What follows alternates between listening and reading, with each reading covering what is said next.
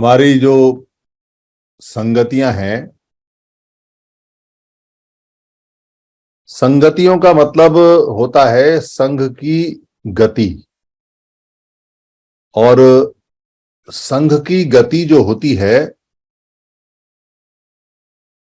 उसको थोड़ा समझ लें कि किस तरह की गति और कैसी गति होती है।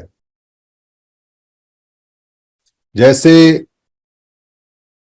जीवन धारा बहती है और अगर जीवन धारा में जीव ना हो, जीवन ना हो, जीवन ना हो तो फिर काय की धारा।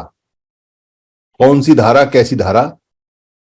धारा खत्म, जीवन खत्म, जीवन धारा खत्म, जीवन खत्म, जीवन धारा खत्म, जीव खत्म, जीवन धारा, जीव धारा खत्म। ठीक वैसे ही जैसे नदी जब होती है तो नदी में अगर पानी है, उसका मीठा पानी है, साफ पानी है, तो नदी की भव्यता है। भव्यता मतलब भव्यता, पाली में भव्य बोलते हैं या भव्यता। तो उसकी भव्यता है अगर उसके अंदर मीठा और बढ़िया पानी है तो।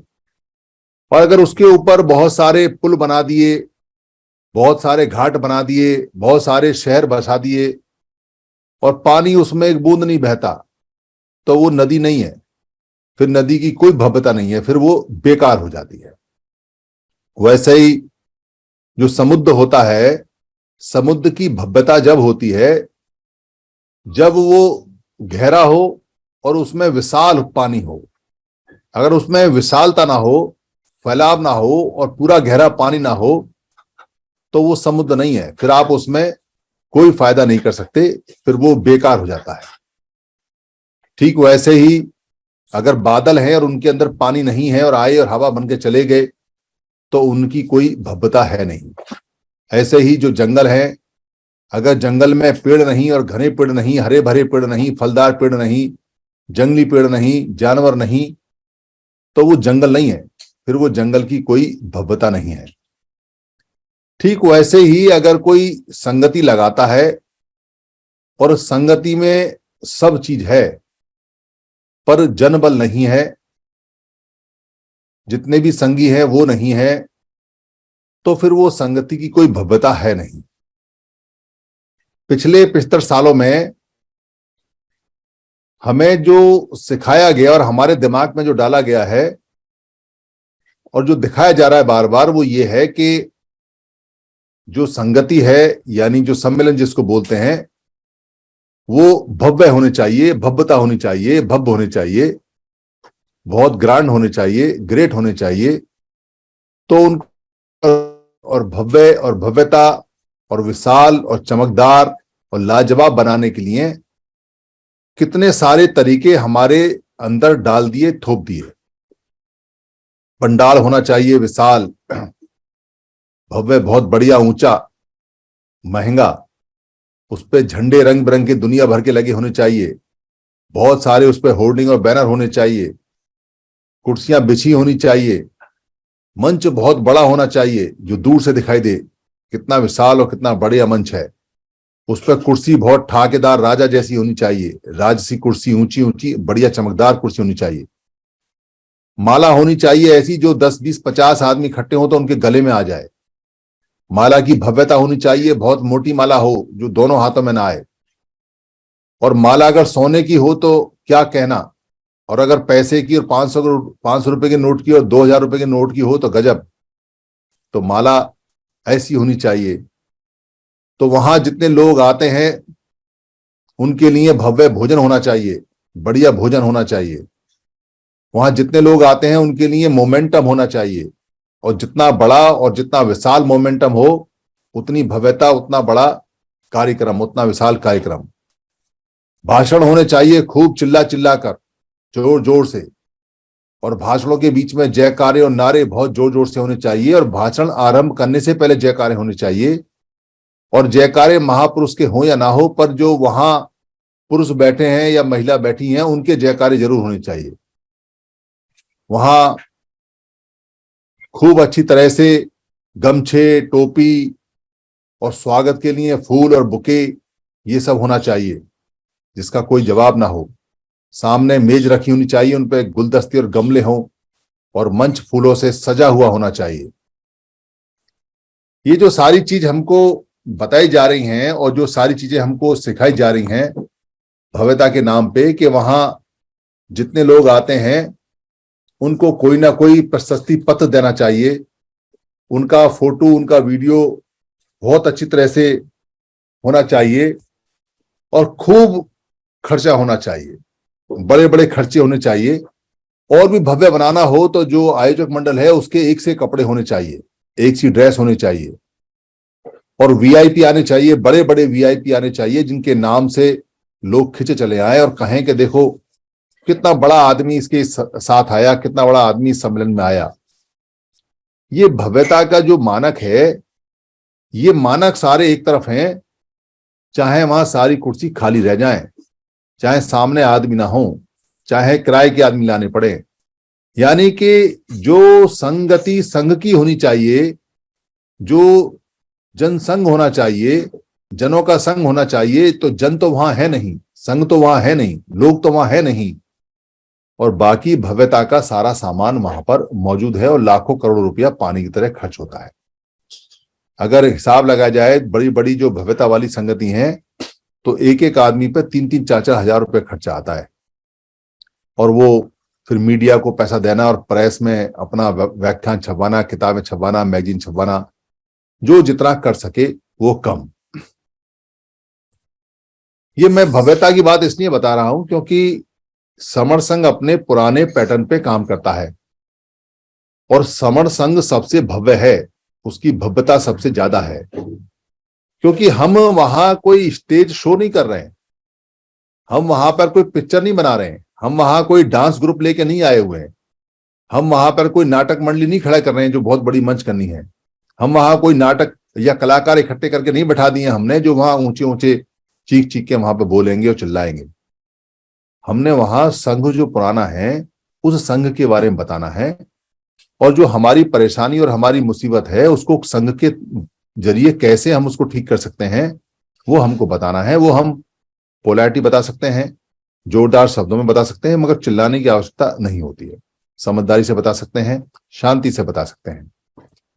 तो सामने जितने ज्यादा जनसंघ होता है, लोग होते हैं, या संघ का नियम है कि संघ के जो लोग बताने वाले हैं वो संघासन पे बैठते हैं, बीच में बैठते हैं और चारों तरफ लोग होते हैं या एक तरफ भी हों, तो कितने जनबल आए, कितने लोग आए, कितने लोगों को लेके आए, चाहे वो कैसे भी आए, उससे भव्यता बनती है।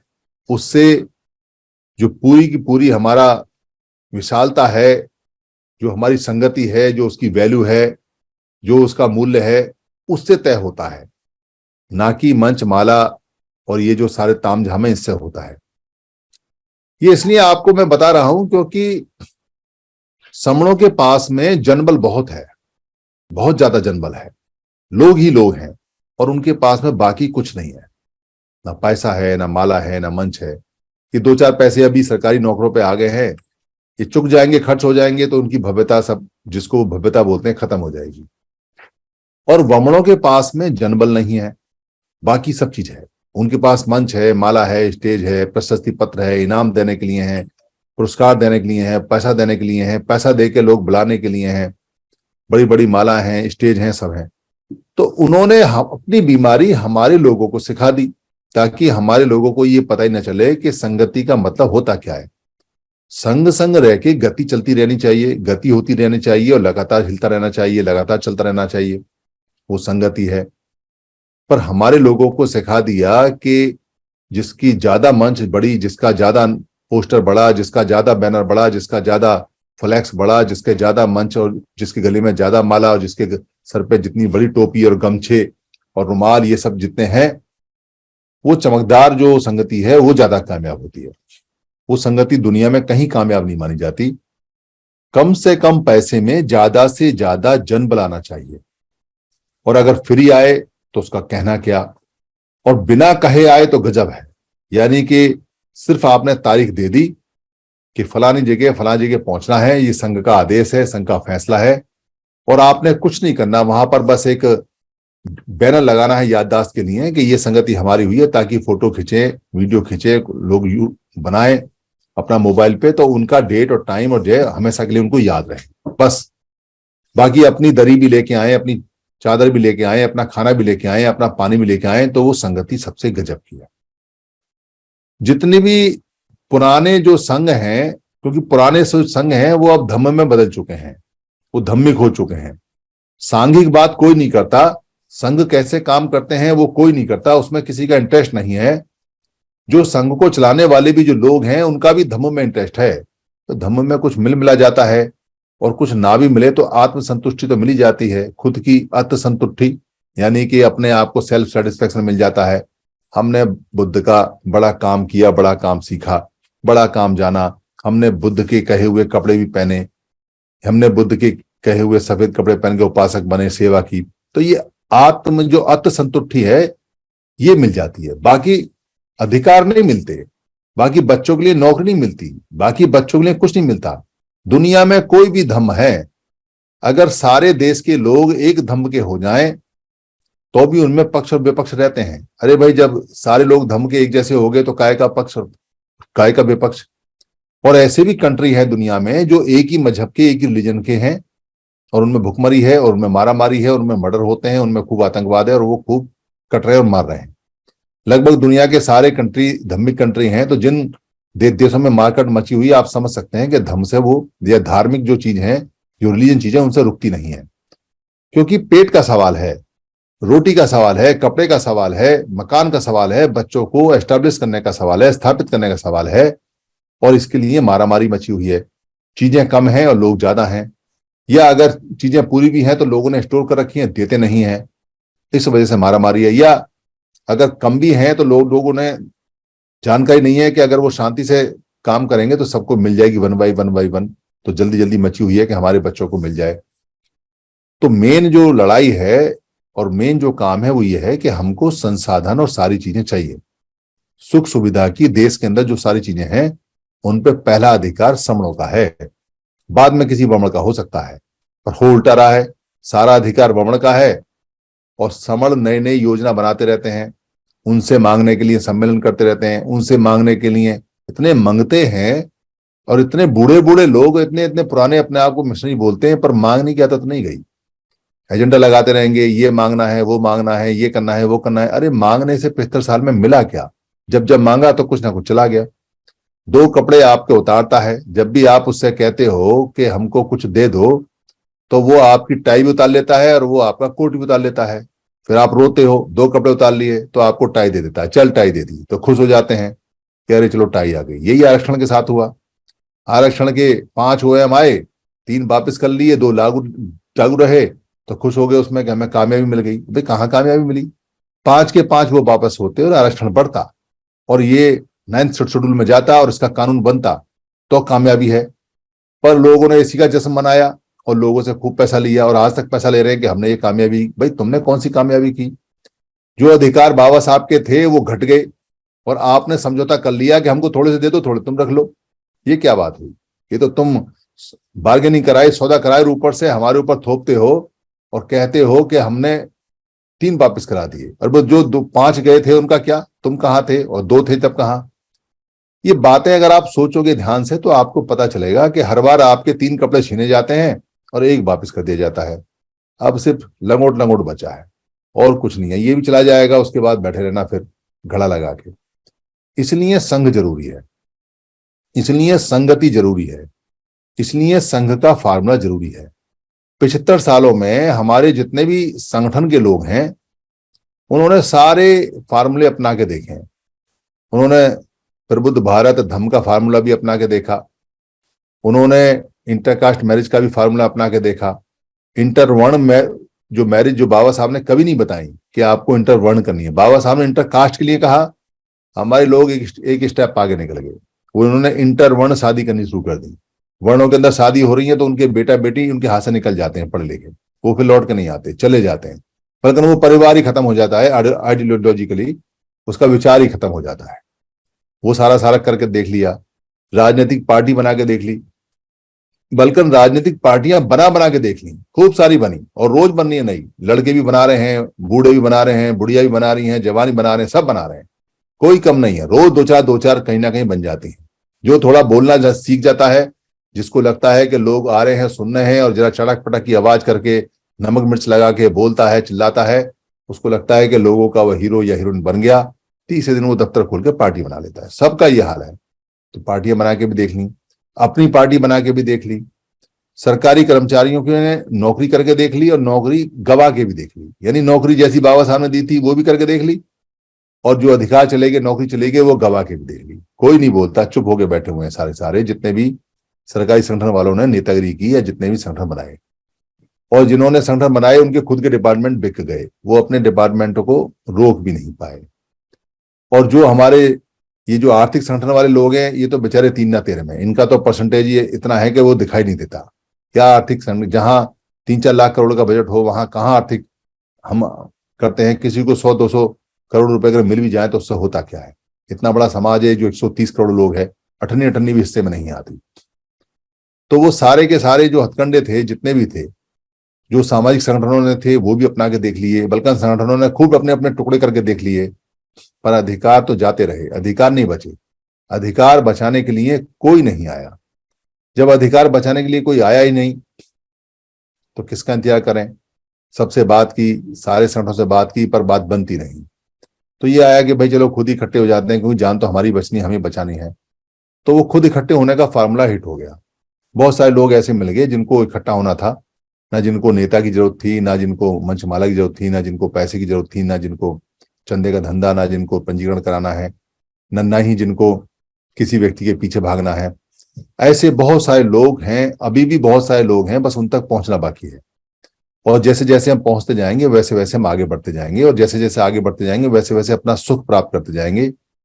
ठीक वैसे जैसे बुद्ध ने किया, ठीक वैसे जैसे बाबा साहब ने किया, ठीक वैसे जैसे दुनिया के सारे लोग संघ में करते हैं। सारे लोग संघ में रहते हैं और उनके अधिकार उनके घर आ जाते हैं। ये एक चमत्कार है कि अगर आप संघ में रहोगे तो अधिकार आपके घर आएगा, और आप असंग रहोगे तो अधिकार आपके घर से चला जाएगा। यानी कि जैसे ही आप टूटोगे, आपके सारे अधिकार आपके घर से चले जाएंगे, और जैसे आप इकट्ठे होगे तो आपके सारे अधिकार आ जाएंगे। किसी को यकीन ना होता हो तो वो जो सिख हैं उनको देख ले। सिख मारे मारे घूमते थे, 400-500 साल पुराने सिख हैं, पर वो इकट्ठे रहते हैं, उनके सारे अधिकार उनके घर पहुंचते हैं। जो जाट हैं, जाटों की तो हालत बहुत बुरी बताते हैं। जाटों की हालत तो, आज मैंने एक लेख पढ़ा अखबार में, उसमें लिखा हुआ था कि जाटों को चंडाल यानी कि बहुत ज्यादा निगेटिव आदमी माना जाता था, और कुत्तों को सूंघवाया जाता था कि ये ठीक है या नहीं है। ऐसी हालत थी। और ये बात ठीक है, क्योंकि उनको जाट जाट रे जाट कुजात करके बोला जाता था। यानी कि कु माने खराब, जात माने उत्पत्ति, खराब उत्पत्ति करके बोला जाता था। तो एक तरह से गाली उनको दी जाती थी। पर उन्होंने अपनी काया बदल ली, अपना रूप रंग बदल लिया, अपना काम बदल लिया, क्योंकि वो इकट्ठे हो गए। वो संघ में हो गए तो सत्ता में आ गए। उन्होंने संघ में आए तो उन्होंने सब अपना खेत वेत बना लिए।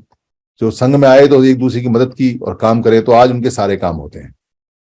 ये कुछ उदाहरण हैं जो यहाँ के हैं। बाकी दुनिया के अंदर जहां भी क्रांति हुई है वो आपस में मिलकर संघ ने की है। यहां भी होगी, भारत के अंदर भी होगी, और संघ ही करेगा। और संघ के अलावा कोई और रास्ता नहीं है, क्योंकि संगठन कभी कामयाब नहीं हो सकते। संगठन जीवन में अपने मुकाम तक नहीं पहुंच सकते, ये संगठनों की नियति होता है।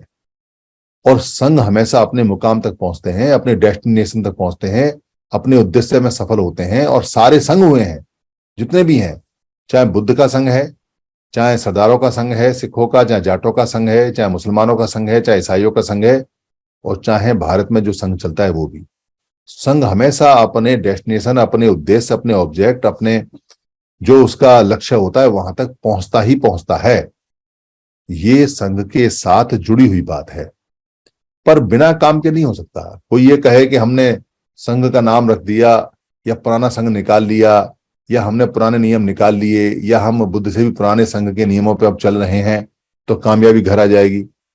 कामयाबी घर तो आ जाएगी, पर इकट्ठे संघ में हो जाओगे जब, तो संघ में इकट्ठे होने के लिए, संघ में सबको आने के लिए काम करना है। कामयाबी घर आने की गारंटी है, पर काम करना है सबको जुड़ने का, जोड़ने का। तो सबको जुड़ने और जोड़ने के लिए ये संगतियां हैं। क्योंकि जुड़ोगे जुड़ोगे कहाँ, अपने अपने घर में तो जुड़ नहीं पाओगे। तो पहले अपने रिश्तेदारों में जुड़ो, पहले अपने रिश्तेदारों को जोड़ो। जिन रिश्तेदारों से अबे तबे हो गई है उनको बोलो कि भाई आना पड़ेगा, अभी इमरजेंसी है, चाहे कुछ भी आप सोचो या कुछ भी करो, हमारे झगड़े बाद में चलेंगे पर अभी आओ। तो हर एक व्यक्ति को जो यहाँ सुन रहे हैं और जो स्पोक हैं और जो कोऑर्डिनेटर हैं या जो इसको काम को कोऑर्डिनेट करते हैं, लोगों से मिलते हैं, वो सारे के सारे जितने भी समन्वय स्थापित करने वाले, समन्वय स्थापित करने वाले हैं, वो अपने रिश्तेदारों से कोऑर्डिनेट करें, अपने रिश्तेदारों से समन्वय स्थापित करें और रिश्तेदारों से कहें कि चलना है। उनसे 310 रुपये खर्चे का लें, 310 रुपये खुद के खर्चे का है, फिर उनके रिश्तेदारों से कोऑर्डिनेट करें, उनको जोड़ें। ऐसे करते करते करते करते करते फिर दोस्तों तक आए और फिर पड़ोसी को छेड़ें। अगर हम आपस में सामंजस्य बैठा गए, समन्वय बैठा गए, कोऑर्डिनेशन कर लिया हमने आपस में, तो हमारे जीतने की गारंटी जल्दी। और अगर हमने ये सोचा कि हम अपने रिश्तेदार को बाद में देखेंगे, अपने भाई को बाद में देखेंगे, अपनी पत्नी को बाद में देखेंगे, अपने बच्चों को बाद में जोड़ेंगे, अपने रिश्तेदारों को बाद में जोड़ेंगे, और पहले पड़ोसी से बात करें या किसी अनजान से बात करें, तो 75 सालों में हमारे फेल होने का यही कारण है। हम पड़ोसी पे जाके दादागिरी करते हैं, पड़ोसी को जाके पूरा का पूरा जितना भी कंसेप्ट है वो सुना देते हैं, पड़ोसी को जाके पूरा बाम से पढ़ा देते हैं, पड़ोसी को जाके पूरा साहब काशीराम पढ़ा देते हैं, पड़ोसी को जाके पूरा अम्बेडकर पढ़ा देते हैं, और अपनी बीवी बच्चों को कुछ नहीं पढ़ाते। उनको ये मान चलते हैं इनकी क्या जरूरत है, मैं जिंदा हूं। अरे भाई, वो फील्ड में जाएंगे, स्कूल में जाएंगे, कॉलेज में जाएंगे, अगर आपने उनको डॉक्टर अम्बेडकर, बुद्ध, ज्योतिबा फुले, इन सबके बारे में नहीं बताया तो वहां लोगों का सामना कैसे करेंगे? वहां डिप्रेशन में आ जाएंगे, सिगरेट शराब पीने लगेंगे, कई लोग तो सुसाइड भी कर गए, स्कूल छोड़ देंगे, कॉलेज छोड़ देंगे, नौकरी छोड़ देंगे, कई लोगों ने छोड़ी है, डिप्रेशन में रहते हैं, क्योंकि पढ़ने में इतने मशगूल रहे कि माँ बाप ने कभी नहीं बताया कि हमारी हिस्ट्री क्या है और हमारे जो बुजुर्ग हैं वो कितने पावरफुल और कौन रहे और हमारे संघ कैसा था और कैसा संघ नहीं था। इसलिए संगति में आना आवश्यक है, और आपका आना आवश्यक इतना नहीं है जितना आपके परिवार का आना आवश्यक है, क्योंकि परिवार का परिचय कराइए संघ से, परिवार को दिखाइए कि आपके साथ में हजारों लोग हैं। वो जो ताल कटोरा स्टेडियम है, जो 12 फरवरी का बुक है, उसमें 2700 सीट हैं और 1000 नीचे आती हैं और 400-500 लोग इधर उधर घूमेंगे। जब वो सारे लोग एक साथ मिलकर संगम नमामि करेंगे तो आप समझ सकते हैं कि हर एक व्यक्ति का खून 2 लीटर बढ़ेगा, हर एक व्यक्ति का। जब वो सारे लोग एक दूसरे से मिलेंगे तो हर एक बच्चे का खून 2 लीटर बढ़ेगा। वो सारे परिवार जब आपस में मिलेंगे तो जब शाम को वापस जाएंगे तो उनके साथ में ऊर्जा जाएगी, ऊर्जा बम के गोले के बराबर ऊर्जा जाएगी, जो उनको जोश देगी कि हमारे पीछे लाखों लोग हैं, हजारों लोग हैं, हमारे पीछे हमारा संघ है, हमारा संघ परिवार है, हमारा समण संघ परिवार है। उस परिवार की ताकत को महसूस करने के लिए आइए, उस परिवार की ताकत को देखने के लिए आइए, उस परिवार की ताकत को लेने के लिए आइए, उस परिवार की ताकत से मिलने के लिए आइए। वो आपकी हर परेशानी का दूर करने का रास्ता है। इसलिए संगतियों में आना जरूरी है। बिजनौर की जो संगति है उसमें 430 लोगों की कंफर्मेशन आ चुकी है और बाकी अभी 2 दिन है, काम कर रहे हैं, तो 430 तो पक्के हैं ही हैं। और डिस्ट्रिक्ट की जो संगतियां होती है उसमें 20% लोग ज्यादा आ जाते हैं, तो करीब 80-90 लोग और आ जाएंगे, तो लगभग 520 लोग हो जाएंगे। उसके अलावा और भी लोग आ सकते हैं, क्योंकि वो बहुत अच्छा फर्टाइल बिजनौर है, बहुत लोग उसके जान पहचान है। फिर भी 500 लोगों की संगति डिस्ट्रिक्ट की बहुत बड़ी होती है, बहुत बड़ी होती है। तो जो लोग आसपास हैं उनको जाना चाहिए। दिल्ली से 3.25 घंटे का रास्ता है। अगर 5 लोग गाड़ी में बैठेंगे तो 180 किलोमीटर पड़ता है, 360 किलोमीटर आना जाना है, कोई ज्यादा नहीं है 360, क्योंकि 5 आदमी अगर गाड़ी में जाएंगे तो एक आदमी के हिस्से में कितना आएगा, मुश्किल से 6 पंजे 30, 7 पंजे 35, 70-75 किलोमीटर का खर्चा आएगा। यानी 70-75 किलोमीटर का खर्चा कितना पड़ेगा? 300, 400, 500 रुपये पड़ेगा। बस से भी कम खर्चा पड़ेगा। पिकनिक की पिकनिक हो जाएगी, अपने पराठे लेके साथ जाना, अपना खाना लेके साथ जाना, और भाइयों बहनों से वहां मिल लोगे तो दिल्ली में काम करने की जो ऊर्जा है वो बढ़ जाएगी। इसलिए दिल्ली के तो सारे लोगों को जाना चाहिए। बढ़िया मौसम हो रहा है, बढ़िया मौका है, बीच में गंगा पड़ेगी, वहां पूड़ी खाइए, चावल खाइए, चाय पीजिए। तो दिल्ली में तो कोशिश करनी चाहिए दिल्ली से कम 10 गाड़ियां निकलें यहाँ से और वहां से समणगंत लेते हुए आए, क्योंकि समणगंत की दिल्ली में जरूरत पड़ेगी तो लेके भी आए। और ये तो दिल्ली की है, बाकी जो आसपास के लोग हैं जो लेके जा सकते हैं गाड़ियां वो लेके जाएं, क्योंकि वहां जब हम मिलते हैं आपस में तो वो दिन कामयाब हो जाता है हमारा। वो हमारी संगति इतनी जबरदस्त हो जाती है तो अधिक से अधिक लोग मिलेंगे। और बाकी दिल्ली का काम चल रहा है, इस बीच में हमारी 5 दिसंबर को मुंबई के अंदर संगति है। मुंबई की संगति बहुत शानदार संगति है, क्योंकि मुंबई की संगति 6 जो दिसंबर हमारा है, बाबा साहब का परिनिब्बत दिवस है, परिनिर्वाण दिवस है, उस पर है, उससे एक दिन पहले है, उसी पंडाल में है, चैत्य भूमि पर है। जिन लोगों ने चैत्य भूमि नहीं देखी है उनको देखना चाहिए। और अब तो संघ के लोग वहां मिलेंगे तो रहना बहना भी वहां आसानी से हो जाएगा, ज्यादा परेशानी आएगी नहीं, तो आपको अपने भाई वहां मिलने से हो जाएंगे।